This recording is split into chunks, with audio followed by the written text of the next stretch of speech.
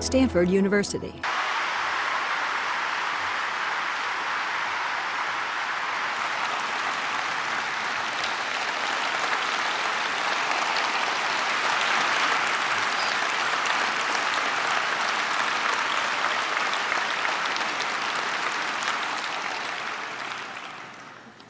Well, this is actually really weird.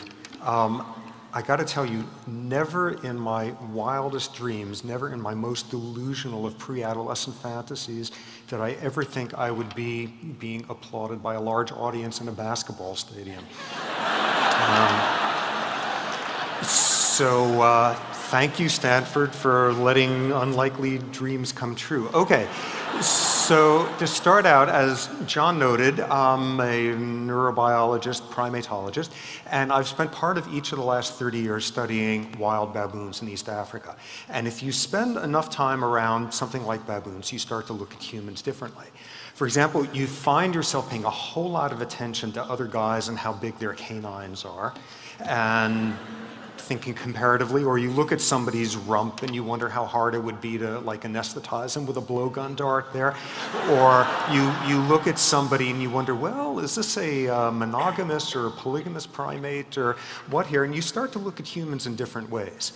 And what I thought I would do today is talk a bit about how one thus makes sense of humans in this context of we're a primate, we're just another species. And it will hark back to a famous quote from some evolutionary biologist who said that all species are unique, but humans are uniqueier, or something like that. This may not be an exact quote, but what I'll focus on here is what is it that makes us not so uniqueier and ways in which it does. Okay, so starting off, okay, I thought I would kind of see what I'm talking about today. So starting off, the first thing to emphasize is if you want to understand what we're about as a species and what makes us unique, the first clear punchline is it ain't going to have much to do with our genes. It's not going to have with our neurons or neurotransmitters. Take us, take a fruit fly, and we've got like almost all the same genes in common. We are not humans because we've invented a different type of brain cell, a different type of brain chemical. We're the same basic building blocks as even a fruit fly. That's not where our uniqueness is going to come from. And as we try to make sense of what we are as a species and where we fit into the animal world, we have a few challenges in making sense of it. First challenge is dealing with circumstances in which there's nothing different about us whatsoever. We are absolutely like every other species out there. Let me give you an example. You are a hamster. You're a female hamster. And if you're a female hamster, what you do is you ovulate every 4 days. Okay, so you're sitting there ovulating every 4 days in your cage, and some scientist now sticks another female hamster in the cage with you. And over the next couple of weeks, what will happen is both of you will start lengthening your ovulatory cycles until after about 3 weeks or so, synchronizing them, you will both ovulate within about a half hour of each other. Unless they now take a male hamster and put him in the cage with you, at which point you all desynchronize your cycles. It's totally cool that it works this way. It works all by olfaction, pheromones. You can show this with some really low-tech experiment, which is like you can hold the hamster's nose shut for 3 weeks and she doesn't synchronize her cycle. Or you could do something really elegant, like don't actually put the male in there, put the male in another cage and pump the air from that cage into yours. And it's the same thing. And what's most amazing of all is it's not random which female synchronizes the other. It's the socially dominant ones. So this is completely understood, and in fact, you can show this in dogs and cats and cows, and apparently, if you live in Iowa, you can go to a 7-Eleven and buy a can of like pig synchronizing ovulatory spray and go spray it all. I have no idea why you would want to do this, because never once in Brooklyn did we try to ovulate our pigs on schedule, but you can, it's that well understood, and what is extraordinary is it works exactly the same way in us, where it's called the Wellesley effect. Named after Wellesley College, demonstrated in 1970 during freshman year. Over the course of the year, female freshman roommates synchronized their cycles except for women who had close, intimate relationships with males, and it's all done with olfaction. And what's the most amazing thing of all is it's not random who synchronizes who. It tends to be women who are more socially extroverted and dominant.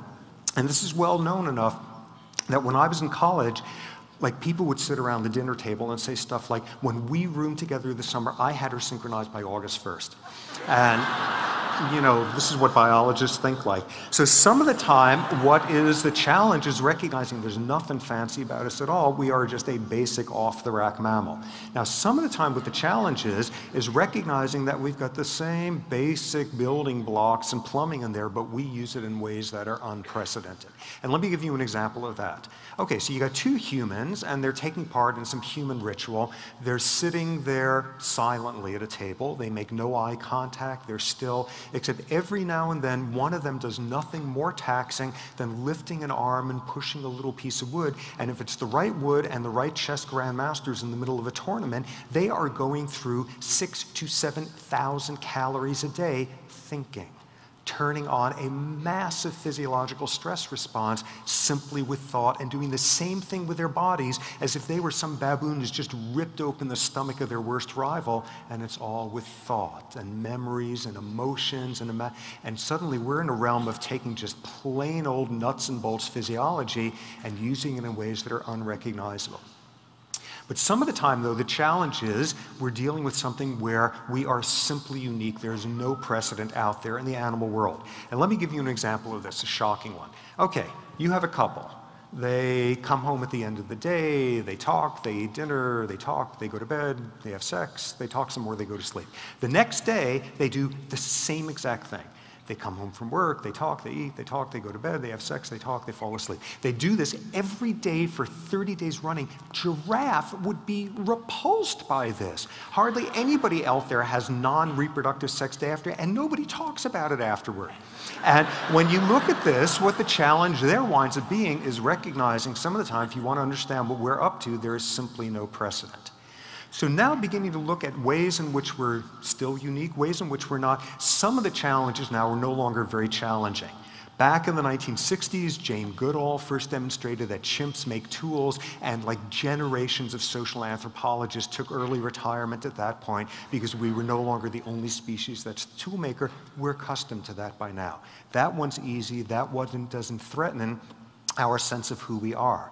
But there's much more subtle realms these days where we not only have to question what makes us human, but where we get insights as to whether or not we are all that unique. A first example, the realm of aggression. Back every single one of those like Mutual of Omaha specials, at the end there would always be the deep voice saying, and we are the only species that kills, and that turns out to be wrong. Lots of other species kill. They kill members of their own species. They kill them in anger. They kill them in cold blood premeditation. They kill them strategically in ways that would make Machiavelli proud. They do it to each other's infants. They do it competitively, advantageously. We're not the only species that kills. Just to give one example of this, this was a male who had joined one of my troops of baboons a few weeks earlier, and the only way to describe this guy is he had horrible political skills. And he was hassling all sorts of high-ranking guys he should not have been messing with, and one morning, this is what was left of him. And in the 30 years I've studied male baboons, the leading cause of death among male baboons are male baboons. We're not the only species that kills. In addition, we're not the only species that kills in an organized manner. This is what's called a border patrol, a group of chimps in a group that have gotten together, and they are patrolling the edge of their territory, and if they encounter a male from another group, they will attack and kill him. And as documented by Goodall in at least one circumstance, it's things like this, a group organized enough to do this systematically and kill all the members of a neighboring troop. So we're not just the only one that kills, not the only one who kills in an organized way, but this is some proto-version of genocide. We're not the only ones who do this either. So what about us then and our aggression? And what you see is some of the time we can just cudgel somebody over the head like any good old primate, but some of the time we are doing stuff that's unrecognizable. We could do nothing more physically challenging in our aggression than pulling a trigger, or dropping a bomb from 30,000 feet, or looking the other way. We can be passive-aggressive. We can damn with faint praise. We can do all sorts of subtle things. Let me give you an extraordinary example of a way in which humans can damage each other, for which the world has never seen the likes of before. Every day outside of Las Vegas, there are people who get up in the morning and they are rushing off to work, and their spouse reminds them to pick up the dry cleaning on the way home, and they say goodbye to their kids, and they rush out and they get caught in traffic, and they're all anxious they're going to be late at work, and they luck out and get a good parking spot and get to work and sit down in a flight simulator, and what they spend the day doing is operating a drone bomber in Iraq that drops bombs and kills people. This is at Nellis Air Force Base, people sitting there spending their work days operating drone bombers on the other side of the world. And at the end of the day, having finished your day doing that, you get up and rush off because you want to be there on time for your daughter's ballet performance, and you hug her afterward, and you can't believe it's possible to love someone that much, and the next day you sit in this dark room and kill people on the other side of the planet. And there's nothing out there in the animal world that has a precedent for that. And not surprisingly, apparently the rate of psychiatric problems among people who spend their days doing this is also unprecedented. So in some ways, there is no precedent for that realm of us. Okay, what else? Theory of mind. This is a very trendy term amongst psychologists. Theory of mind, the first time you realize that somebody else has different thoughts than you, somebody else has different information. This is this big developmental landmark. The first time kids get theory of mind, it typically happens somewhere between ages 3 and 5. My wife and I tested, our kids hit it at 3.2 years of age, so we're very proud of them. So theory of mind. Theory of mind is great, and this is wonderful, and this is a defining thing of humans, and it turns out we're not the only species with some rudiment of theory of mind. Recent experiment here with some chimpanzees. Take two chimps, and there's a room in front of them. They're both, in a cage or something on either side, and in the middle there is a screen, and the screen can either be transparent or opaque. On one side is this low-ranking schnook of a chimp, and somebody comes out and puts I'm thinking baboons today for some reason, puts down a banana on this side of the screen. In one case, when the screen is opaque, this chimp sees the banana, and the high-ranking chimp on the other side cannot. Put a transparent screen, and both of them can see it. Now you release them, they both come out, and the question is, does this low-ranking guy who knows there's the banana there, does it go for it? And it uses theory of mind. Here's what goes on. The chimp thinks, okay, if the other guy, big high-ranking guy, didn't see the banana because the opaque screen is there, I'm going to go grab it.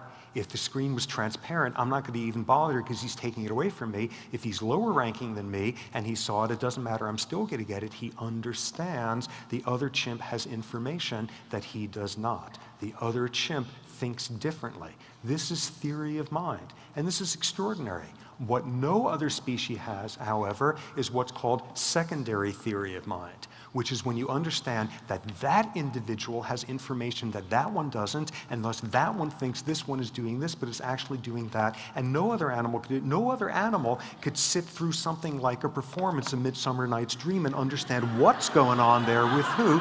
We are the only ones who'd be willing to spend an evening doing that and have a clue what was happening there, so we are alone in that realm as well. What else? More examples. The golden rule, the iconic way in which we go about our moral systems, and every culture out there having some variant on it being very interesting, whether the variant is do unto others as you would have them do unto you, or is it don't do unto others as you would not have them do to you, and I suspect that tells you something about a basic pessimism of the latter cultures, but this is universal, this is all over the place, this is us, and it's sufficiently us that there's actually people who spend careers doing highly complex mathematics on ways to optimize game playing, to optimize circumstances of golden rule, and these are people who inform economists and war theorists and diplomats, game theory stuff, and there's all sorts of ways in which these strategies are optimized. The classic one that was shown by an economist named Robert Axelrod is the incredibly simple strategy for going about competing with somebody else, the tit-for-tat rule. You start off cooperating. If they cooperate with you, you continue cooperating. If at some point they stab you in the back, the next time you stab them in the back in return. And if they go back to cooperating, so do you. And this optimizes a whole competitive strategy. Now, this was worked out mathematically in the 70s, and the zoologist at this point looked at it and said, I wonder if there's any animals out there who also use tit-for-tat optimization strategies for when they cooperate and when they compete. And it turns out we're not the only ones with that either. First example. Okay, horrible, vicious, nightmare vampire bat creature that haunts our nightmares. In actuality, when a vampire bat is drinking up some cow's blood, it is being a very good mommy, because what she's doing is getting blood in order to feed her babies. She's not actually drinking the stuff. Vampire bats store the blood in a throat sac. They fly back to their nest and they go to the babies and they disgorge the blood to feed their babies. Very interestingly, these are big social communal nests. They also disgorge blood to feed everybody else's babies. It's a whole communal feeding system. They all cooperate. Make the bats think that one of the females in there is cheating, is not fulfilling her social contract. She comes out of the nest there, and you net her, and you take a hold of her, and you take a syringe full of air, and you pump up the throat sac so it's nice and big and full and distended, and push her back into the nest, and everybody's sitting there saying, oh my God, look at that throat sac, look how much blood she's got in there, and she's not feeding my babies. And the next round, nobody feeds her babies. They tit-for-tat her back. They do some version of the golden rule. Now, bats are not some of the smartest folks around, but you can see the same thing in fish, in stickleback fish. Here's what you do. You take advantage of their extraordinary cognition, you take a stickleback in a tank and make him believe that he is being attacked by another fish. You put a mirror up against the side of the tank there. So of course, he's immediately lunging at it and all of that and saving the territory and all the nationalism and, that territorial waters and that kind of stuff and fighting off this invader. Now, make the stickleback think that he's got a cooperative partner. Take a second mirror and put it up perpendicular to him.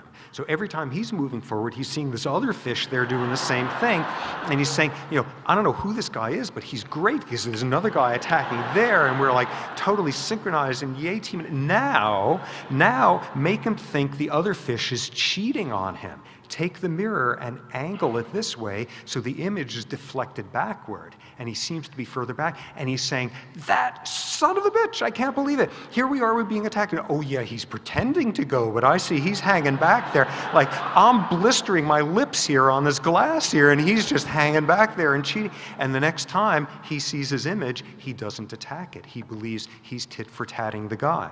So we are not alone in this whole realm of wanting to do unto others and don't do unto others and taking tit-for-tat revenge. What is unique about us is our capacity to have not do unto others as you would have them do unto you, but to understand circumstances in which somebody else's reward is not the same sort of reward that you would have. And there are very few species out there who would understand what this one is about. Understanding that we might all have very different values of what things we are rewarded by. Okay, so we are somewhat unique there. Next domain, empathy. Empathy as defining of who we can be as a species. Our greatest moments show aspects of empathy. It is the thing that makes us morally bound to each other. And what has become clear is, despite what anthropologists and theologians and who knows what else have said forever, we're not the only species that shows elements of empathy. Example of this, and this was work done by a wonderful primatologist named Franz de Waal, and what he did was, in studying chimps, demonstrate the following. Okay, you have a circumstance, you've got some chimp who does something ridiculously imprudent. He goes and he hassles some big high-ranking guy, threatens him, and gets utterly pummeled. In contrast, you've got some poor chimp sitting there minding his own business, and a big high-ranking guy in a bad mood pummels him for no reason whatsoever. First circumstance, the guy asked for it. Second circumstance, he's an innocent bystander. And what de Waal shows is, in the hour after each of these guys are pummeled, the innocent bystander guy is like 5 times more likely to be socially groomed by everybody else. This guy was asking for it. This guy was a victim. Let's go and try to make him feel better. And that's pretty shocking. That is understanding motivations, that is understanding victimhood, and that is being moved as a chimp to try to make a victim feel better, because you take a chimp who's upset and the best thing you can do to calm them down is socially groom them. something looking like the rudiments of empathy. So we're not alone in that. But where we are alone is just the extraordinary directions where we could take that empathy. An example here. Okay, look closely at this picture, and almost certainly you are recoiling somewhat. This is a dog whose foot has been caught in some trap to the point of necrotically the paw falling off. This is horrible. We look at this and we are feeling empathy for this dog. We are feeling how painful and frightening it must have been for this dog. We are feeling empathy for a member of another species. This is unheard of. But we could take this even further. Here, we take an iconic picture of the 20th century and the misery we could impose on each other during this past century, and we look at this picture and we can think about the horses that were in Guernica as the fascist bombs fell and the terror of them and burning barns, and we are sitting here feeling pain and empathy for that horse, and that horse is a painting. But we could take it even one step further. This is from a painter named Franz Marc, a German expressionist who, like many of his generation, was basically destroyed by the trench warfare in World War I. And this was painted shortly after that, a painting called The Fate of the Animals. And what you have here is sheer, utter chaos breaking out all around, no doubt the emotional viscera of what World War I was about, and in the center, an animal baying at the moon amid the sort of terror of this chaos, an animal of a shape, appearance, color that does not even exist on Earth. This is a purely imaginary animal, and we sit here and understanding where this came from and what he had experienced to paint something like this.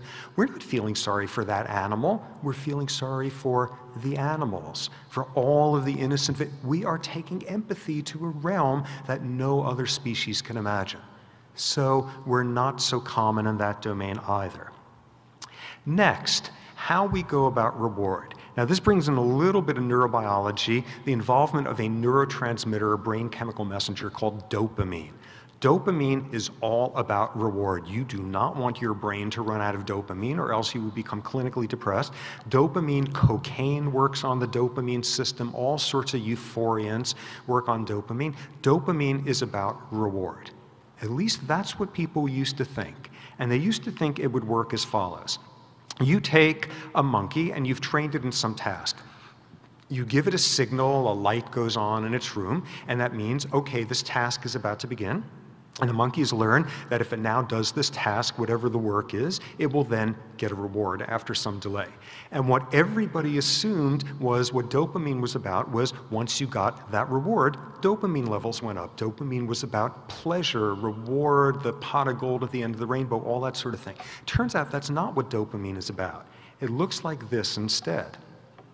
You've got this monkey trained to do this task, and the signal comes on saying, okay, we're starting one of these sessions again, and then the dopamine goes up. What is this about? This is not pleasure of getting the reward. This is, I know how this one works. This is great. I'm all on top of this. I know exactly what to do. Piece of cake. I got this under control. I'm on this one. It is not about reward. It's about the anticipation of reward. And in fact, if you block that dopamine rise from occurring, you don't get the work. It's not only about the anticipation of reward, it's about the goal-directed behavior it is able to fuel. A very subtle additional piece of it, a wonderful study done some years ago where you take this scenario, okay, the individual, the monkey, does the work, and after the delay it gets the reward 100% of the time. Now instead, in this setting, it gets the reward only 50% of the time. What happens now when that signal comes on? What it looks like is this. You switch over to 50% and the dopamine levels explode through the roof there. What have you just done? You have introduced the word maybe into your equation. And that is reinforcing like nothing on earth. That signal comes on and that monkey is sitting there saying, piece of cake, I'm on top, but I'm such a screw up and I'm not going to be, oh, but today I'm going to be, no, it's not going to work out. And you just have them teetering there on this fulcrum, and that is pushing dopamine out like there's no tomorrow. Just to show that now instead of a 50% reward rate, give the monkey either a 25% or a 75% reward rate. Totally opposite things. This one is bad news, this one's good news. What's the one thing they have in common? Both reduce the unpredictability, both lower the dopamine surge to the same extent. Take a monkey, and there's nothing more addictive out there than the notion that there's a reward lurking out there, and it's a maybe. And what some of our best social engineers, many of them making a good living in Las Vegas, learn how to do is how to turn what seems like a 50% reality of reward to make it that salient when it's 1/10 of a 100th of a percent of a chance of reward, how to make one get that dopamine surge and get that goal-directed behavior out of there.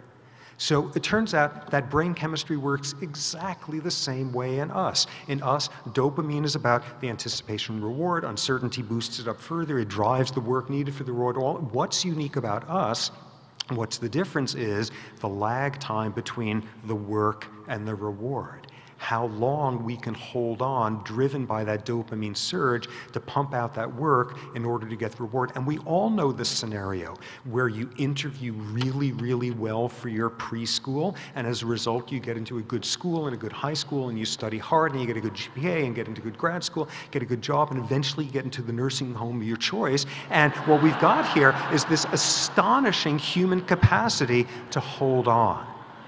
And what we have that is completely unprecedented is the ability in some ideological and some theological systems to hold on even after you are gone. And a world in which you have a reward that comes in an afterlife, a world in which you are willing to put up with the most egregious of versions of pain in the name of holding on, a world in which unto the generations after you and the sins upon your children, and there's nothing like that out there in any other species. Final domain of culture. Now, if you're a primatologist, up to about 10 years ago, if you ever said the word culture in front of other primatologists, they instantly took your tenure away because it showed you were obviously not serious and anthropomorphizing. These days, there are two words that are the trendiest in primatology. The first is culture, the second is personality. These are both very relevant to non-human species.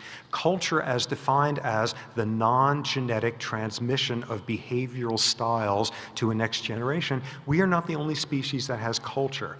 Chimps pass on styles of making tools. There's 27 different variants of behavioral differences, regional behavioral differences in different chimp populations that are passed on as culture. A number of years ago in my baboons, I found an interesting example of this as well. And this was a troop where, for very complicated reasons having to do with proximity of humans, half of the males in this troop were killed by humans, and it happened that these were the most aggressive males in the troop.